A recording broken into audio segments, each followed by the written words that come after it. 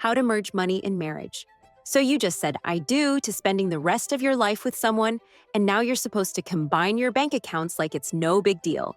Here's the truth. Nobody tells you at the wedding. Merging finances is harder than merging last names. And unlike that monogram towel set you got, there's no one-size-fits-all approach. I'm Mellie, and today we're talking about the conversation 47% of couples avoid until it becomes a screaming match at Target. Let's fix that. Let's start with what you're not going to hear from me today. You absolutely must combine everything into one joint account the second you say your vows, or your marriage is doomed. Because here's what's wild.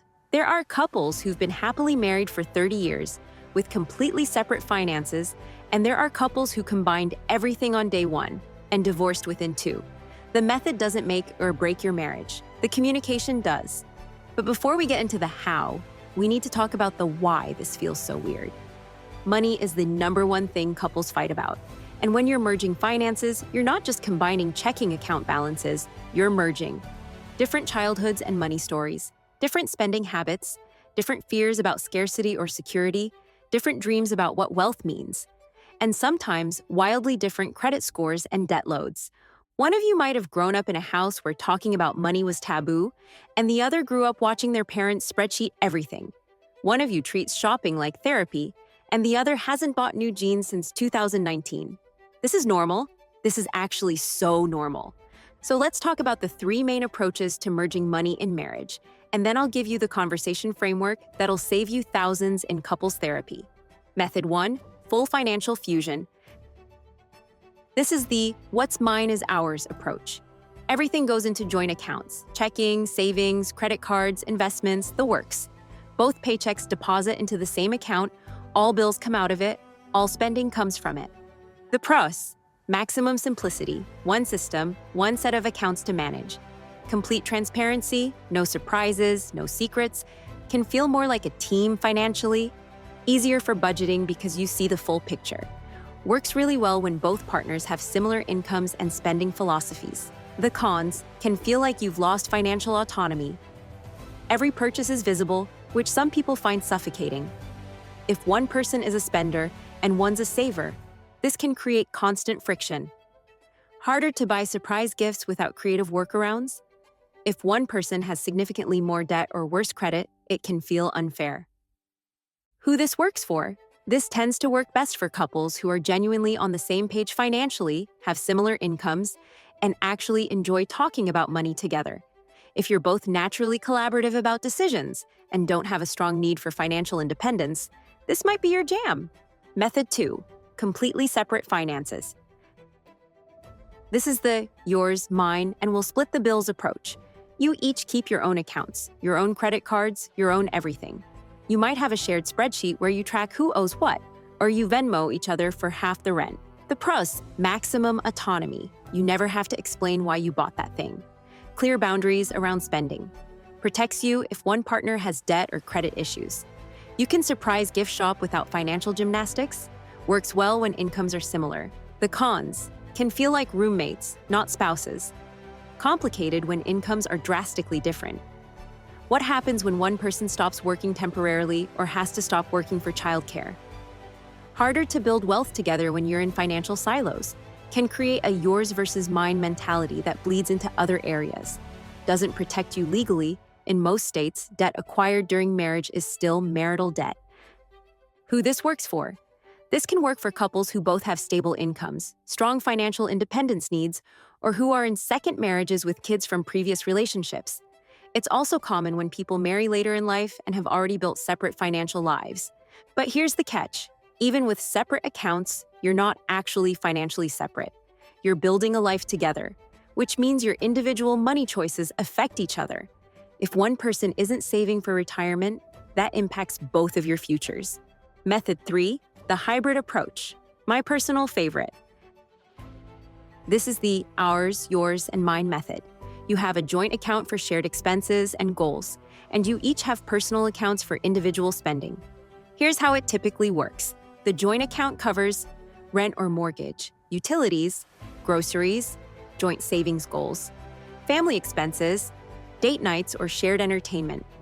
Personal accounts cover individual discretionary spending, personal hobbies, gifts for each other, whatever you want without needing permission. You decide on a system for funding the joint account. Either you both contribute a set percentage of your income or a set dollar amount, or you split shared costs proportionally based on income. The pro: balance between teamwork and autonomy. Shared goals feel collaborative, personal spending feels free. Reduces conflicts about small purchases, works regardless of income disparity, maintains both togetherness and independence. Exash: easier to buy surprise gifts.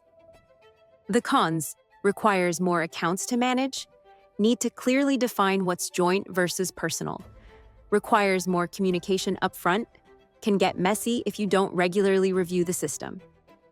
Who this works for? This works brilliantly for couples with different income levels, different spending styles, or who want the benefits of teamwork without losing financial autonomy. It's especially great if one of you is a spender and one's a saver. You can both do your thing without judgment, as long as the joint obligations are covered. Okay, so you've heard the 3 methods, but choosing one isn't actually the hard part. The hard part is having the conversations that lead to choosing one. So let's talk about the questions you need to answer together before you merge a single dollar. Question 1: what's our money story? Before you can build a financial future, you need to understand each other's money past. Talk about: how was money handled in your childhood home? What's your earliest memory about money? What are you afraid of financially? What does financial security look like to you? What's your relationship with debt? One of you might have grown up food insecure and now overstocks the pantry as a coping mechanism. The other might have grown up wealthy, but watched money destroy their parents' marriage. These stories matter. They explain why your partner freaks out when the checking account dips below a certain number, or why they can't seem to stick to a budget. Question 2: how do we handle income differences? This is huge. If one of you makes $120,000 and the other makes $45,000, how do you split expenses fairly? Some options: 50-50 split, equal contribution regardless of income, can feel unfair if incomes are very different. Proportional split, each contributes the same percentage of their income, more equitable. Primary earner covers more. Higher earner pays larger share. Everything goes into joint account. Income differences become invisible. There's no morally superior answer here. What matters is that both of you feel the arrangement is fair. And here's a critical addition to this conversation. What happens if one of you stops working to raise kids, go back to school, or care for a family member? Does the working partner's income become our income? You need to figure this out before it happens. Question 3: what are we saving for? You can't build a financial plan if you don't know where you're going. Sit down and actually talk about: do we want to buy a house? When? Do we want kids? How many?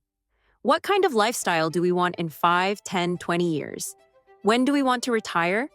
What experiences are non-negotiable for us? Maybe one of you dreams of retiring at 50 and living on a sailboat, and the other wants to work until 70 and take luxury vacations. Neither is wrong, but you can't both be right without compromise. Question 4: how do we handle existing debt? This is where things get spicy. If one of you has $80,000 in student loans and the other is debt-free, how do you handle that? Options include: debt remains individual responsibility, even after marriage. Debt becomes shared responsibility once you're married. Joint income pays off debt aggressively before building wealth. Create a timeline for when individual debt becomes shared. Legally, in most states, debt incurred before marriage stays individual, but debt incurred during marriage is marital. But legal and emotional are different things. You need to discuss how this feels, not just what the law says. Question 5: what's our spending philosophy? One of you might think $200 shoes are an investment. The other might think that's insane. One of you wants to save every penny for retirement. The other wants to enjoy money now because tomorrow isn't guaranteed. You need to define what counts as a big purchase that requires discussion. What's our threshold for guilt-free individual spending? How much should we save versus spend? What are our non-negotiable splurges? Pro tip: don't try to change each other.